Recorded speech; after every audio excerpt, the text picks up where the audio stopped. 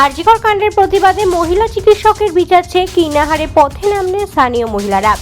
বুধবার সন্ধ্যায় সারা রাজ্যের পাশাপাশি বীরভূমের কীর্ণাহারেও আরজিকর কাণ্ডের প্রতিবাদে বিচারের দাবিতে পথে নামলেন মহিলারা।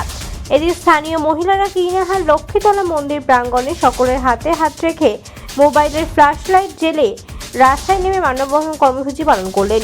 এই কর্মসূচি শেষে লক্ষ্মী মন্দির প্রাঙ্গণে এসে বেশ কিছুক্ষণ ধিক্কার মিছিল করার পর জাতীয় সঙ্গীত গেয়ে তারা শেষ করেন এই কর্মসূচি। এই কর্মসূচি শেষে স্থানীয় এক পড়ুয়া সংবাদমাধ্যমের মুখোমুখি হয়ে এই ঘটনার প্রতিবাদে ক্ষোভ উগরে দিলেন। তিনি এদিন কি বলেন আসুন শুনে নেওয়া যাক।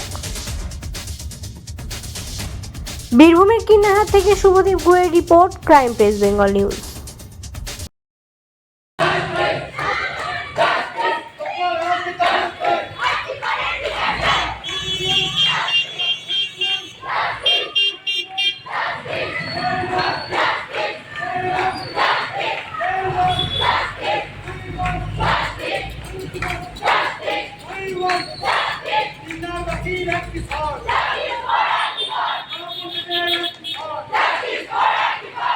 যারা গাইতে পারে সামনে প্লিজ সামনে বৃষ্টি যাও চলে তো হয় কি না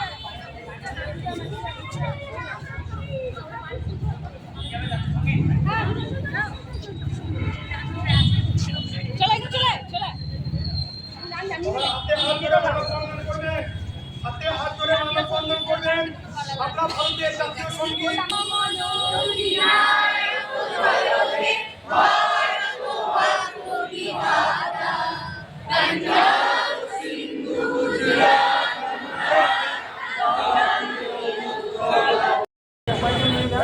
আরজি করে যারা দোষী সাব্যস্ত হয়েছে বা এখনো প্রমাণ হয়নি তাদেরকে যে ধরতে হবে সেটার জন্য আজকে মিছিল।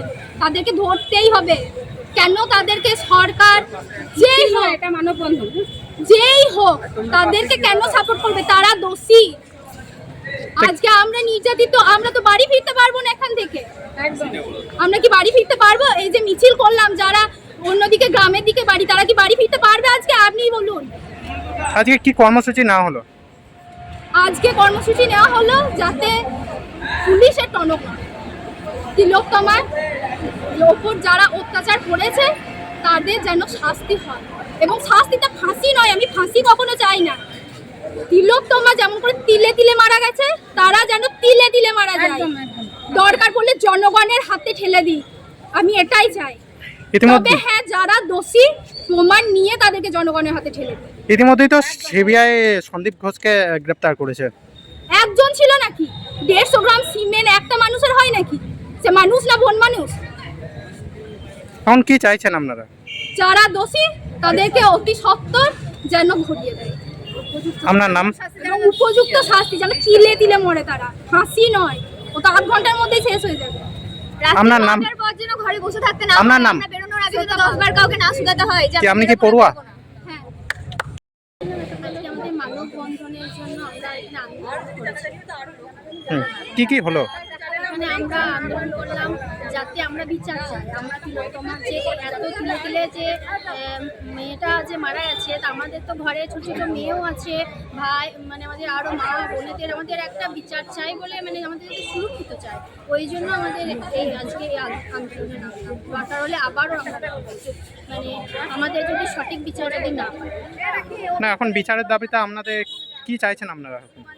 আমরা সঠিক বিচার চাই, মানে সঠিক যারা করেছে এই কাণ্ডটা তাদের আমরা মানে সবাই মানে তাদেরকে ধরা হয়। ইতিমধ্যেই তো সিবিআই একজনকে গ্রেপ্তার করেছে। হ্যাঁ, তা এই বিষয়ে কি মতামত আপনাদের? সে তো একা নেই, এবার ওনার পেছনে আরও অনেকজন আছে। একটা মেয়ের ইয়েতে তো একটা অসম্ভব হতেই পারে না।